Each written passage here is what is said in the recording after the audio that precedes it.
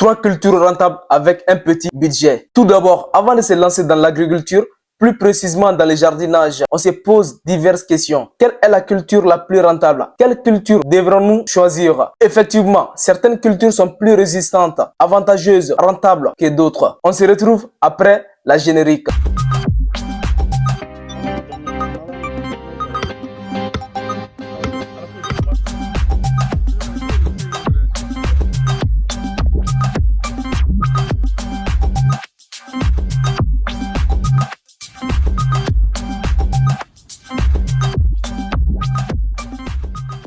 Bonjour à tous, bienvenue dans cette nouvelle vidéo. Moi, je suis Hassan Traoré, directeur général de l'entreprise Malirini. Malirini est une entreprise agricole créée par des jeunes agronomes en vue de contribuer à l'autosuffisance alimentaire partout en Afrique. Aujourd'hui, nous allons partager avec vous trois meilleures cultures rentables avec un petit budget. Et regardez la vidéo jusqu'à la fin pour recevoir toutes les informations nécessaires afin de pouvoir faire un bon choix de culture. Et n'oublie surtout pas de cliquer sur la cloche de notification pour recevoir tous nos nouveaux contenus. Sans plus tarder, la première culture, c'est la culture des piments. Le piment constitue une source de revenus très importante. Ce fruit est très apprécié partout dans le monde, particulièrement en Afrique. Que ce soit sa forme brute ou transformée, ce fruit reste un produit incontournable dans l'alimentation humaine. Selon les recherches récentes, on remarque bien que la demande est beaucoup plus supérieure qu'à l'offre.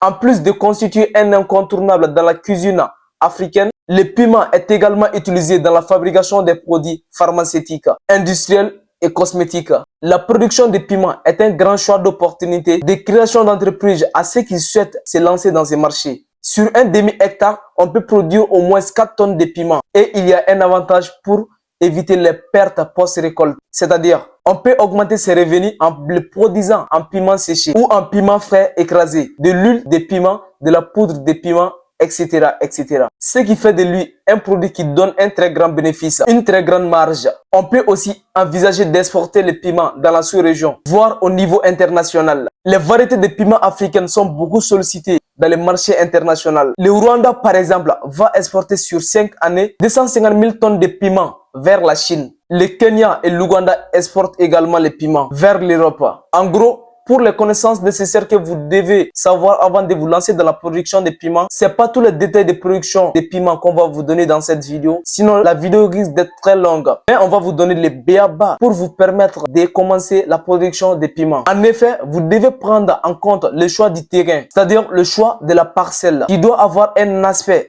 argilo-sablonné de préférence. Une pépinière pour les semis est également nécessaire avant l'étape du repiquage sur le terrain. Le repiquage se fait généralement à partir du 45e jour, quand les plants ont déjà 3 à 4 feuilles. Vient ensuite l'entretien qui implique l'arrosage, le binage et le cerclage, la fumure, le paillage et la protection des plantes. La récolte commence à partir de 80 jours après le repiquage. Bref, avant de se lancer dans la deuxième culture, ceux qui sont réellement intéressés par la culture des piments peuvent nous le dire dans les commentaires pour qu'on puisse développer un contenu de vidéos complète sur la culture des piments, de la production à la commercialisation et le rendement. Maintenant, la deuxième culture, c'est la laitue ou autrement appelée saladie, qui est une culture très rentable et très consommée, surtout en Afrique. La production se fait à une courte durée et au cours d'une année, un producteur peut effectuer 5 à 6 cycles de production. Les superficies moyennes exploitées par les producteurs varient entre 500 à 1500 mètres carrés. Mais en moyenne, pour une superficie de 1000 mètres carrés, on obtient une production de 1650 kg, 64 planches de 10 mètres carrés, qui permet de dégager par cycle de production 212 000 francs CFA pour 23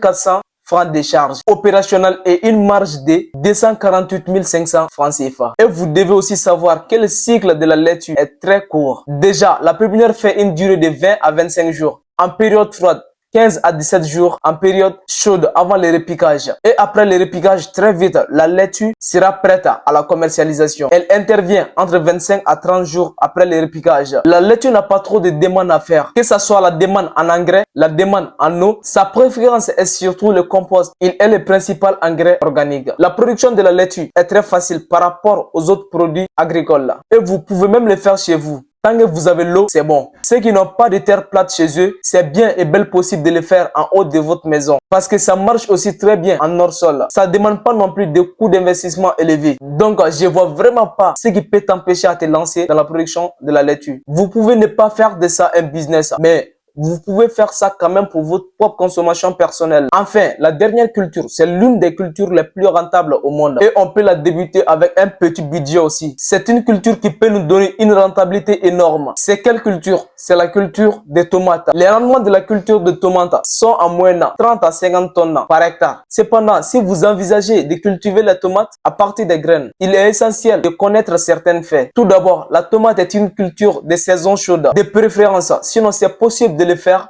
pendant toute l'année, même si les entretiens diffèrent un peu. Sachez que les graines de tomates ont besoin d'une température d'au moins 21 degrés Celsius pour germer. Une irrigation excessive peut s'avérer désastreuse. Aujourd'hui, un nombre important de producteurs préfèrent utiliser des plants de tomates greffés. En quelques mots, le greffage est une technique couramment utilisée par laquelle nous assemblons des parties de deux plantes différentes, de sorte qu'elles poussent comme une seule et même plante. On va faire une vidéo uniquement sur ça aussi. Ça peut beaucoup vous aider à booster votre rendement. Soyez-en sûrs. Ceux qui font les 60 tonnes utilisent cette technique. Sinon, les tomates ne sont pas soumises à des exigences strictes en matière de qualité du sol. Elles poussent bien dans une grande variété de sols, à condition que le sol soit bien drainé. Enfin, la majorité des tomates atteignent leur propre maturité et sont prêtes à être récoltées 7 à 10 semaines après le repiquage, selon la variété de la tomate. La période de récolte peut durer plusieurs semaines, de sorte que les agriculteurs récoltent en moins de 2 à 3 fois par semaine. Ainsi, voici les 3 cultures qu'on avait à vous partager aujourd'hui. Chacune de ces 3 cultures sont très rentables et peuvent être débutées avec un petit budget. Sachez que dans une seule vidéo, on ne peut pas vous donner tous les détails de ces 3 cultures. Mais si toutefois, vous voulez avoir davantage des informations sur ces 3 cultures, l'entreprise Mali Rini reste ouverte pour vous. Tous nos réseaux sont ouverts pour vous. Merci, à bientôt.